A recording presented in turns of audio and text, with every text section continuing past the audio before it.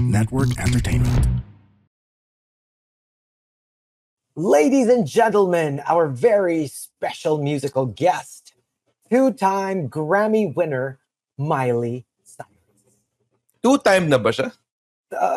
Dalawa yung napanalunan niya last okay. Grammy. Okay. Because it was like, I remember that snippet of her being like, I just won my first Grammy! Yes, and her second. Yeah, okay. Fairly.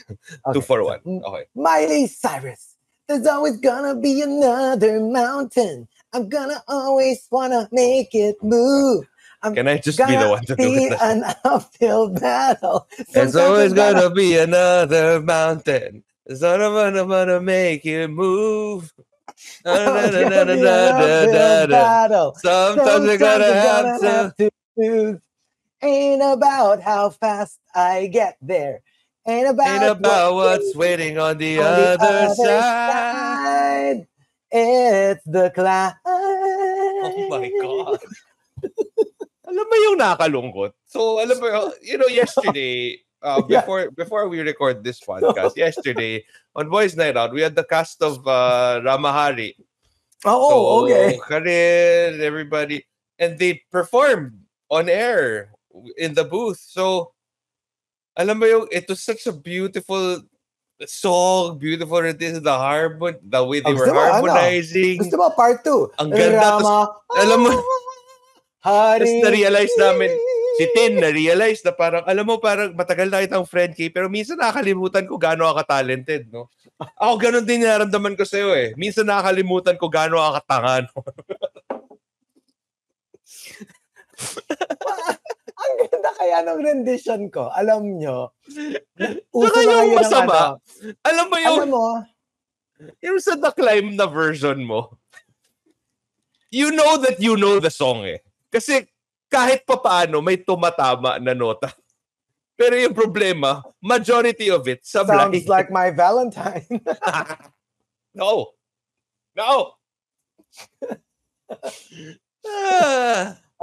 Hindi kasi diba, like, uso na ngayon yung breaking barriers, like Beyonce, the queen of R&B, is like coming out with a country album. So, I'm breaking barriers here. Talagang you're likening yourself to Beyonce, huh? Of all the people that you could compare yourself to. Wow. I mean. I think we've pretty much established that I was always the Beyonce of the group. I was always the Beyonce of the group. Yes. You were at best a Kelly. At best, on your best day, you were a Kelly Rowland. No. You are Normani. You are Normani. Who's Normani? Ano siya? Sobrang siyang inaasar sa Twitter. She quit her girl group to like do her solo career. Tapos parang isang dekada na yata, parang 2 kanta pa lang ilalabas. Tapos lagi nilang, tapos every time she's interviewed, she's like, oh, I'm working on my music. And they're like, Normani, it's been like a decade. Tapos nag-drop siya ng sobrang solid na album, no? Diba? What a comeback. Anyway, welcome to Only Fun. His name is Chico Garcia. And his name is Gino Killiamore. All right, so you must be wondering, before why the climb? Why the climb? Diba? There are times in our life when everything seems to be going wrong. And Times in our life is, I'm sorry, is it period specific? Is it only a portion of life that's like should that? I repeat it? Let me repeat the opening. Ulitin lang natin, He's Hugot Killiamore, and this is Only Fun. Talaga? Period lang ba to? Parang small portions? Oo, small portion. Okay. And then, but ika nga ni, Ate Miles, parang... Ate Miles. Tinawag mo na siyang Miles. Tinawag mo pa siyang ate. A person who I'm assuming is actually younger than I am pa. Right? Like, I think she is. Maybe. You know what I mean? Check. Because I'm pretty sure, yep. and you just attend the crap out of her. Ano namang sama doon, Kuya Jeans? Diba? So, alam mo na.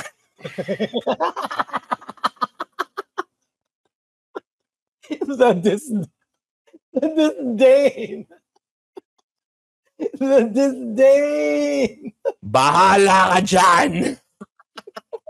Ay, bumalik ka.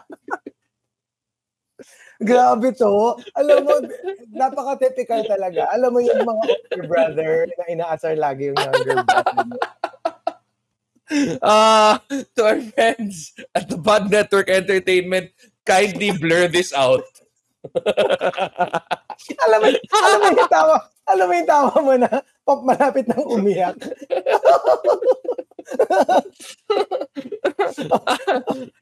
Wait. All right. So let's go back to I find the struggles in life and whatever.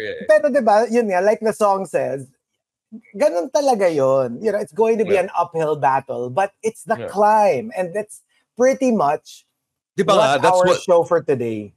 That's what they say. Na parang, you know, when you're younger, you think that being an adult is about having to deal with problem after problem after problem. And, you know, basically putting out fires eventually. And just learning how to live with that state of problem after problem after problem. But what most people don't realize is being an adult is not about dealing with problem after problem after problem. It's about dealing with problems at the same time.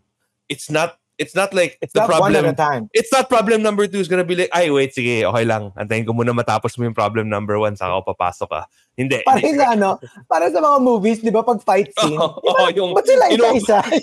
Yung inuupakan yung bida, tapos parang, guys, wait, antayin natin matapos sila para mas malaki yung advantage. I've always thought of that, na parang, ba't hindi kayo sabay-sabay? Para ma-overpower. That's how it feels. Yeah. That's what our show for today is all about. Dr. Slump. Actually, nakakatawa kasi I honestly thought that Dr. Slump was the name of the doctor. Alam mo yung parang, Dr. Slump. Yeah. Alam mo yung parang, okay, he or she is a slumpy doctor. Turns out, it's like doctors, 'S, slump. Parang ganun yung actual meaning niya rather than doctor space slump. But anyway. Ako naman, nung una ko siyang nakita, ano pa lang siya eh. Hindi ko pa siya like check out. Yeah. I just saw that it was there. So I just saw the, what do you call that? Yung maliit. The preview thumbnail, yeah. And then I was like, bukol ni doctors lump.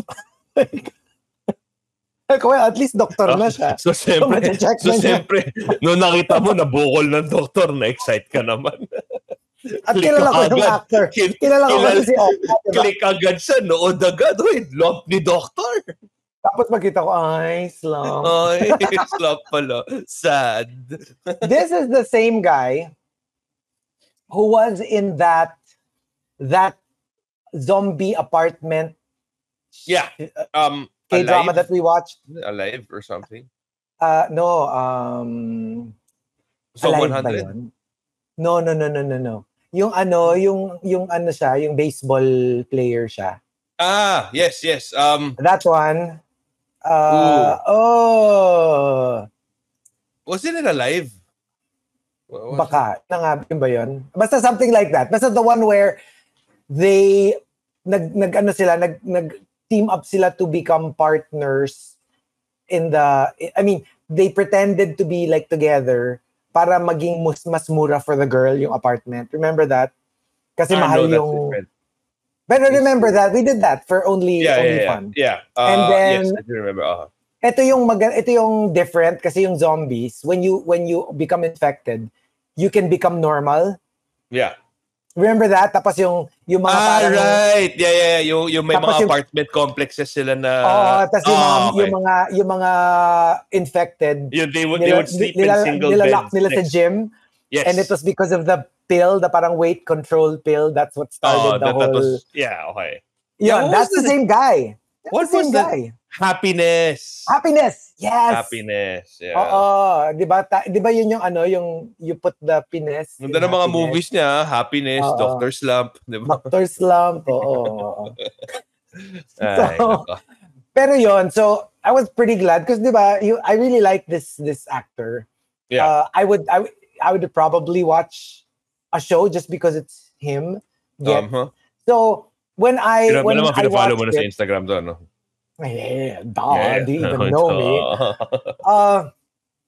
But I was really surprised kasi nga parang it wasn't appealing to me when I first saw it. Kasi diba usually pag nakita mo pa lang yung parang synopsis or yung title, meron kang like, oh my gosh, I'm going to watch this. Like kunyari, Gyeong Song Creature. I was on board. Ito when I saw it. With Gyeong Song Creature kasi because of the cast, parang okay, I need to watch this. It's one of those, alam mo yun, parang I wasn't too drawn by the name Gyeong Song Creatures because I don't know what a Gyeong Song Creature is, you know. Same. Pero but it's, for me, you know, kasi may PSJ monster. and si Han Ako kasi So-hee. may monster. And honestly, kahit hindi si PSJ at hindi si Han So-hee. Ikaw kasi mahilig ka sa monster. Ako mahilig ako sa mga magic. Alam mo yung mga... ako mahilig ako magmadali sa umaga. Ikaw naman mahilig ka mag-party kasama yung mga lalaki. Magliwaliw sa gabi kasama yung mga lalaki. Parang pangit nung makipag-party sa mga lalaki. Pangit ng translation ko. Pero like, gets yung initially when I saw the synopsis, I was like, doctors going through like a slump in their career. Parang hindi siya ganun ka-interesting. It's not as exciting and not as interesting. When I watched the first episode, I was like, oh my gosh, parang this looks promising. And then it went for light and fluffy, your typical rom-com, met in school, rivals. Tapos biglang naging super dark and like, oh my God. Parang ang bloody nung sinusa for malpractice. Alam mo yung mga ganyan. Tapos parang... And it got really like depressing. Talagang it was really sad. Tapos weirdly enough, by the second episode, bumalik na naman siya dun sa light and fluffy. So it actually becomes lighter again. Okay. It actually becomes light again. That's what I was afraid of. So just to preface essentially what we're talking about, what happens in the first episode is... Sige. So this is no spoiler naman to kasi it happens in the first episode. Basically, there's this one genius in a high school na guy. Tapos there's this one genius girl from Busan who moves to Seoul to the same school where Guy is at. And parang all of a sudden, Guy gets, may competition ako na parang I'm no longer the only super smart person in this school because somebody else aced the test and it was this girl. Now, this girl is super quirky. You know, she's the type of person na parang she'll run everywhere so she has more time to study. Yung borderline ridiculous na parang ways of studying na pag nag-workout siya, nag-aaral siya. Yung mga ganyan na parang... dagdag ko lang to. Before you continue, yung pag magko-coffee siya, imbis na titimplahin niya, as in... Straight. Ginaganyan niya, no? Pakiulit nga. Can we turn that into an Instagram reel? Find out exactly what these two are talking about. Ang ganda. It's so clickbaity. This is exactly what we need to get more people to listen. What are these guys talking about? Binubuksan niya yung sachet and she like goes straight into her mouth. Like, paano yung mga mahirap na times na dalawa yung sachet na kailangan niya? Gawin mo, in episode 2. And meron? It's the guy. Kasi nga, parang he wants to outdo her. So, gawa niya, dalawang coffee sachet ang iman niya sa mouth and without water. Without water. Ano yung ginawa niya? Dali. There is actually a scene in episode 2. Kasi sabi ng girl, parang, tapos parang like sabi niya, aha! Bilang pagkita niya, yung guy naman, like dalawa. So, it was like, That's it. That's the end of the show. That's all we needed. Thank you. It was the coffee. Tapos sila may after. So, syempre, dahil ginanon niya sa niya, powder yun eh. So, syempre, kumakalat yun sa mukha niya. So, medyo may sila after. Totoo. Kasi hindi siya sanay na dalawa pa, di ba? Pagka gano'n niya, Sabi niya parang, parang nagchachok. Ay, may gag reflex ba, Duy? So, I don't know, but alam mo, pati 3-in-1, ginagawa mong baboy. So,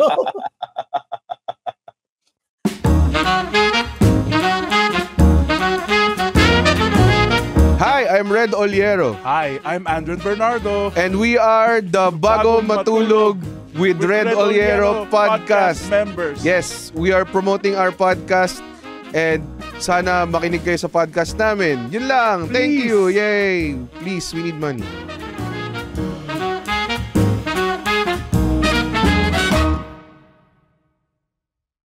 I cannot with you. Okay. Wait, very fine. serious. Let's rewind. Let's pick it up where we left off. So basically, yun nga, she's that kind of student, borderline ridiculous. Anyway, it only shows us like the start of essentially their high school relationship, and then it forwards already to they're older. They're already professionals. They're both doctors. Guy seems very, very successful. He has his own plastic surgery practice. He's big on social media because but generally, like, he's not a douchebag. He's very nice.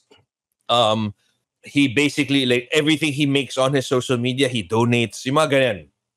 Good guy. And then girl naman, on the other hand, who was an overachiever in school, seems to have like a dead end job. Like, parang she's almost run over because by a bus because she has like a gallbladder problem or something like that. Basta sama. Yeah. Tapos, eventually, guy gets sued for malpractice because a patient in a cosmetic surgery setting, his patient dies on his table.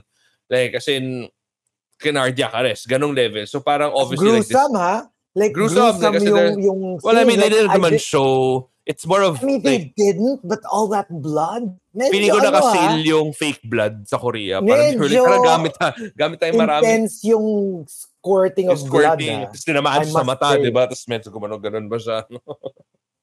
Tapos totoo yan. Ginanon niya yung bibig. Tapos sinanon niya, you like that? I can't with you. I can't work like this. Oh, I cannot. Anyway, so he gets sued for malpractice. So, everything just seems so down and out. Kasi parang kunwari, imagine. The worst that could happen to you, ganon. And alam mo yung, what makes it even worse is, he's actually like a decent guy. He's a decent guy. He did everything correct. Wala naman siyang mali. Pero parang for some weird reason, yung CCTV during the operation nawala. So alam mo yung parang medyo, that he was set up, right? But he can't prove otherwise. So he's obviously at a very low point in his life and whatever. And then, for some weird reason, si girl also finds out that she has depression, parang ganyan. Tapos she goes up to the rooftop of her building to, I don't know, hang clothes or whatever. And then she sees that there's a guy standing there by the ledge. And it's high school rival boy. Yeah. Si malpractice guy. And then the first episode ends there. Na parang, oh, it's you from high school. Mm-hmm. And then they kind of harken it back to all of the memories that happened during high school, which they have not shown. They will show on the second episode. Yeah, okay. Yeah. Yon. Parang kumbaga, episode 2 will be pretty much a flashbacky. Yeah. Parang they'll tell you why do they hate each other so much. Kasi parang dun sa first episode, they're rivals, pero didn't say naman, like, what exactly happened. Yeah. Sa second episode, a little bit, they will show you, like, siguro the first part of the story of why, like, ano ba talaga nangyari between them. Pero yun, I must say the second episode is so goofy. Like, it's completely the opposite of the first episode. Na parang it was so dark and yung literally, it's hard to watch. Kasi nga parang feeling mo, parang na-set up talaga tong guy. And naman na at the end, there will be, like, he will be proven innocent. Gets? I mean, of course. Usually naman K-dramas. And you already know that, like, this is gonna be one of those, like, I hate you, but, I've always loved you kind of thing. Exactly. Pero I must say, it's pretty watchable. Like, okay. Because I was worried that it was gonna be too serious. And then I had a little bit of hope after the end of the first episode. Because, alam mo yung parang, from that grim, I'm so beaten up by life, I'm so downtrodden. Tapos biglang, it's you. And then you can kind of see that like the Kenkoy comes back.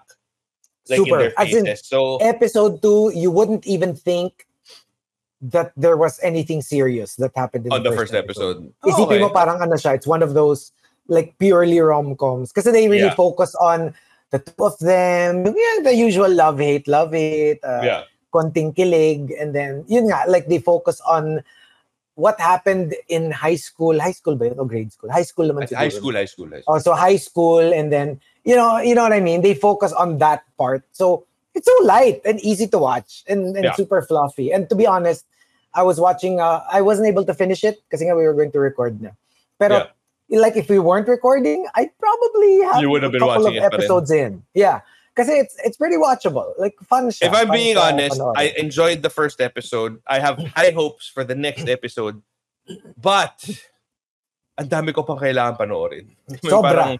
I honestly really want to watch Marry My Husband. Alam mo yung ganun na parang... Ako kasi, okay. Between the two, yun talaga, alam mo, I must say, I think Marry My Husband will be one of my favorites. Wow. Like down the road. Yeah, totoo. Because I really, really enjoy it. And yes, we're down to the last 4 episodes, at least ako. I have just 4 to go. Yeah. Lumabas na yung 2, so 2 left. I agree. I do like Marry My Husband more. Pero this one is promising. I wouldn't be surprised if matatapos ko to. Kasi I like them both. You know, even si Girl, this is the first time I'm seeing her. I like her. I've never seen her in other K-dramas before. And gusto ko yung pagiging ano niya, yung pagiging like hindi OA na tough chick. She's more like, I like the balance. Hindi siya masyadong medyo neurotic lang siya. Alam mo yung gano'n, na hindi naman siya parang exage. So, yeah, I actually like that part. It's just, yun nga parang, there's just so many things happening right now. So many shows coming out. You know that House of the Dragon Season 2 is coming out also. Hello, Last Airbender is coming out too. Yeah, Last Airbender too. So. Ano pa ba yung mga lalabas? Tapos there's one, yung kay Milli Vanilli. Di ba? Yung sa... Milli Vanilli? Milli Vanilli. Millie Bobby Brown. Yung what is this? A resurgence of career? yung damsel, did you see that? Milli Vanilli. What?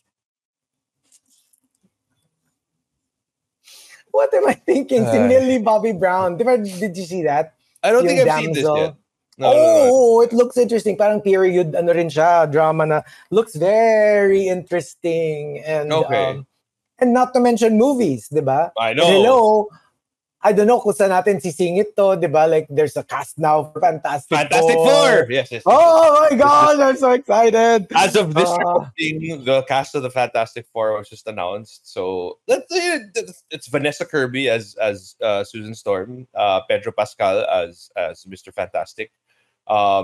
Si Cousin from The Bear which is such a... I honestly think that's such a great casting. And then for Human Torch, medyo nagulat ako dito. It's Jonathan Quinn. He's the guy from di ba? He's the guy from Stranger Things. Si Eddie Munson, the Metallica guy, the Metallica scene. Yeah. That's actually surprising. But oh my gosh, like surprising to see the two. But Vanessa Kirby though, para I feel like that's such a good casting for Susan Storm. She's amazing. She's amazing. So I'm so excited. Of course, it's 2025 pa. And Wolverine. The two babes. Who? Hindi, si Evan nga, tsaka si Pedro. Sila ba yung babes mo? Oh. Still there. And then, of course, there's also Wolverine and Deadpool. You know, I feel like it's gonna break so many barriers. Can you imagine? This is just the teaser. So, alam mo na there's going to be more. And it's so, the timing is perfect. After the trailer of Deadpool, tsaka nila i-announce yung cast ng Fantastic Four. Fantastic Four. So, parang... you kind of know like, ay, nako, merong gagawin to mga to. Hindi, it's so exciting. Did you see you saw the trailer for Deadpool, right? There was like a Secret Invasion comic book that was like, right? Secret Wars. Alam mo, parang, Secret Wars. Secret Wars pala rather. So, ang dami ng, alam mo yung parang, and the TWA was there also. TVA, the Time Variance Authority, was there also. So alam mo yung parang, you know that, I'm hoping that it won't be like because you know what they did with Multiverse of Madness, right? Like they opened up the multiverse, but kind of just made it all bawi. Alam mo yung parang, okay, it's all irrelevant. I'm hoping that this time around, when they open, because clearly with the TVA there, you already know that like there are variants, they're opening to multiverse and whatever. I'm just hoping that they actually commit this time around and not like make No, it a I think so. Kasi nga parang ginawa ni Loki, di ba? Parang like with that tree thing, na parang, okay, all these variants can coexist. We don't have to like correct each. Yeah, we don't have to clip each branch and whatever. We don't have to clip the branch. Like we can all coexist, and I think that's really why. You know, they're opening it up, and I love the.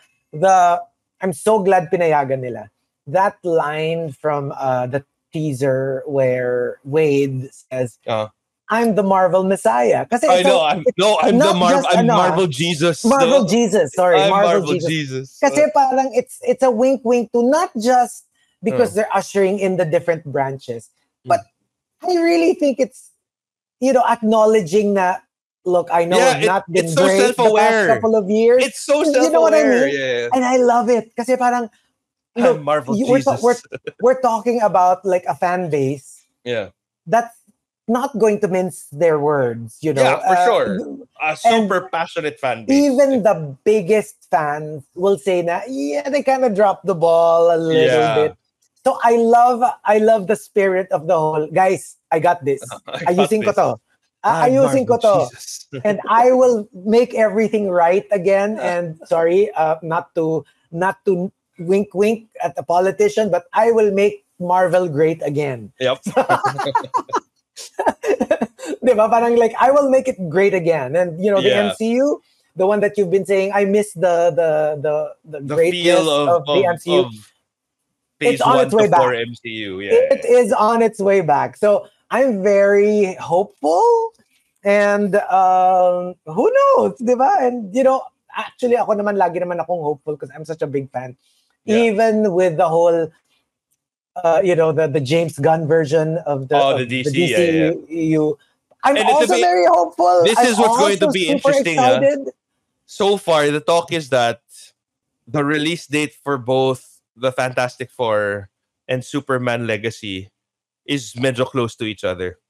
So parang there's that whole like rivalry between Marvel and don't get me wrong. I honestly love both. I love both. I love both. If they both do well, then it's all better for us. Diba? Para I don't want one to fail. I just want everybody to, you know, be super. Kasi talagang like, kasi parang like, I want both to be great. Kasi if like we could just enjoy both franchises, that would be amazing, right? Yes. Diba, no? What do you think? Napakasaya. Fourth wall. All right. Well, obviously that's something that we'll eventually talk about in the future. But do check out for sure. Dr. Slump. It's currently available on Netflix. Of course, we want to thank our partners, the Pod Network Entertainment. You can check us out on social media. It's at OnlyFunPH, at Chico Garcia for him, at Gino.KilliaMore for me. All right. So we'll see you guys. Bye. Bye. The opinions of podcast creators, hosts, and guests are not necessarily reflective of the official stance of the Pod Network Entertainment, its hosts, or other network programs. The content created by the people behind the podcast is personal and not meant to harm any religion, ethnicity, group, organization, company, or individual.